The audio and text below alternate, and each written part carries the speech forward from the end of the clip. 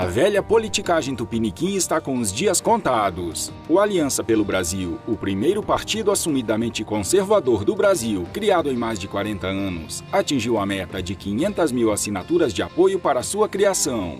É um acontecimento histórico. O Aliança deve causar um abalo sísmico no panorama político brasileiro, que vai abalar as estruturas do mecanismo corrupto, que sempre dominou e ditou as regras em Brusundanga.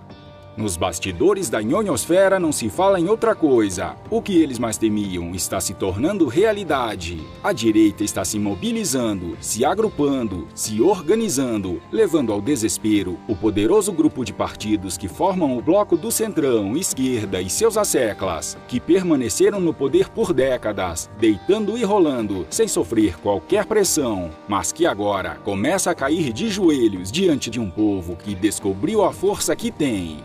Na semana passada, as principais colunas políticas adiantavam que a torcida dos parlamentares do Centrão contra a criação do novo partido beirava o desespero. Muitos já adiantavam que, caso a aliança se concretizasse, iriam tentar se filiar no mesmo para aproveitar a onda. Muito cuidado é necessário, já vimos esse filme, chega de traíras.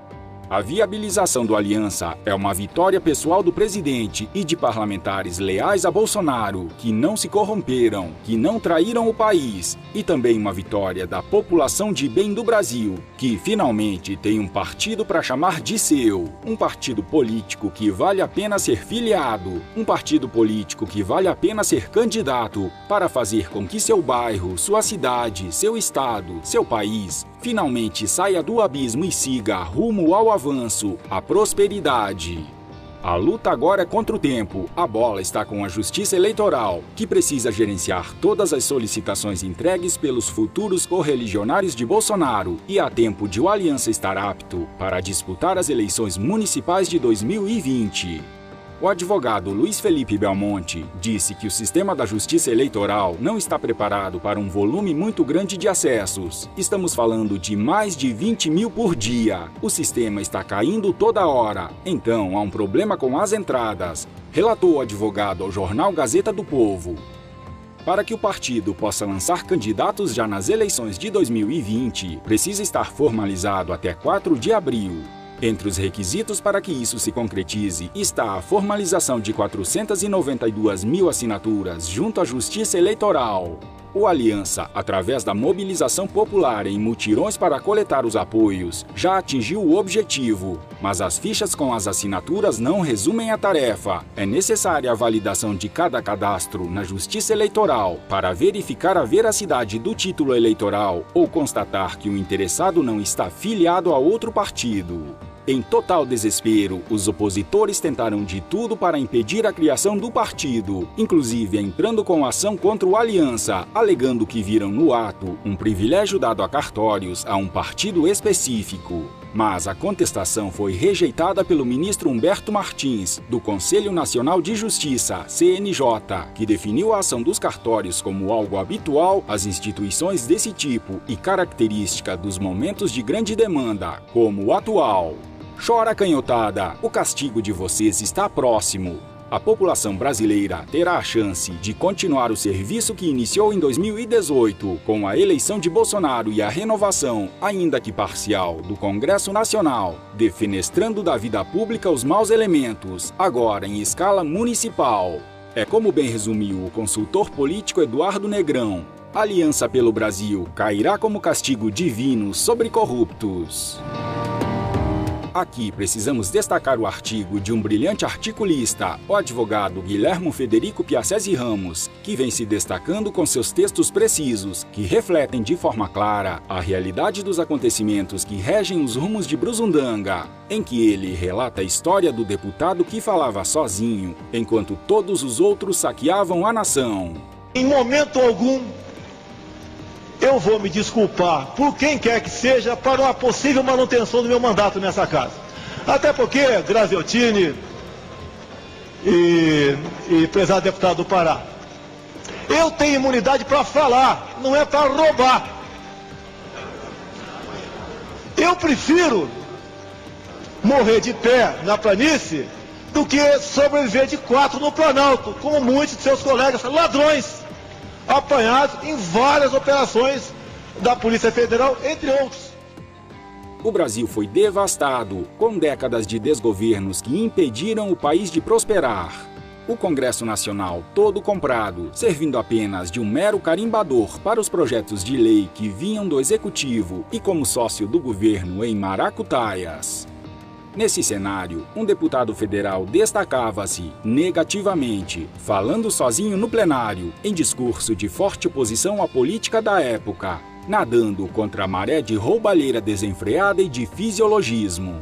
Ninguém o levava a sério e até mesmo o ridicularizavam, já que ele era motivo de chacota.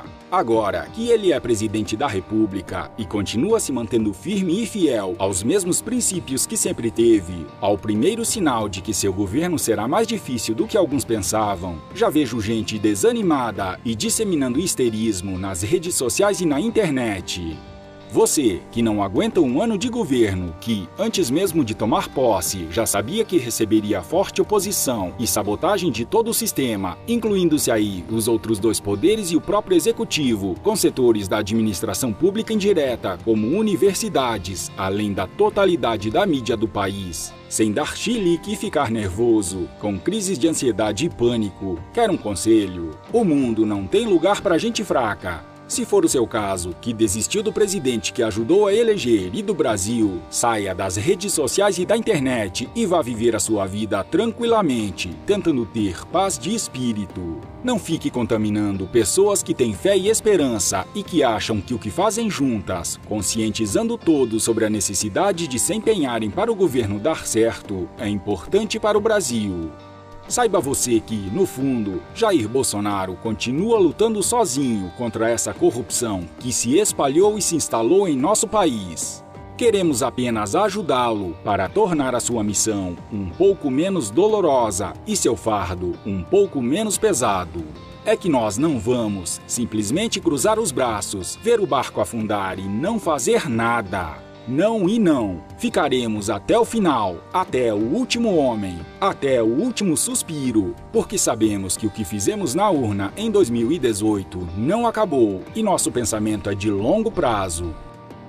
A mudança que implementamos em nosso país quanto à forma de se fazer política é irreversível. Mas se tudo isso é demais para você, mais uma vez eu sugiro que saia da internet para se preservar do sofrimento com as crises de ansiedade e histerismo. Volte em 2022 para ajudar a reeleger Bolsonaro, para continuarmos o trabalho que iniciamos em 2018 e do qual você participou. Será muito bem recebido, como sempre. Sabemos que no fundo você quer o mesmo que nós, só que não aguenta a luta, as consequências da batalha. E entendemos isso. Mas, por outro lado, se você está decepcionado e desanimado com o governo de Jair Bolsonaro e já se pondo em dúvida se está arrependido com o seu voto, fique tranquilo que em 2022 você poderá votar em Dória, Huck, Amoedo ou ainda Ciro Gomes. Eles certamente não farão você se arrepender do seu voto. Já nós todos aqui, repito, ficaremos até o final, junto com aquele deputado que falava sozinho diante de um plenário vazio, na época em que nenhum outro parlamentar o ouvia, porque estavam todos ocupados, saqueando a nação. Quero lembrar os passos dados ainda em 2018. Eles diziam: ele não vai vencer. E ele venceu.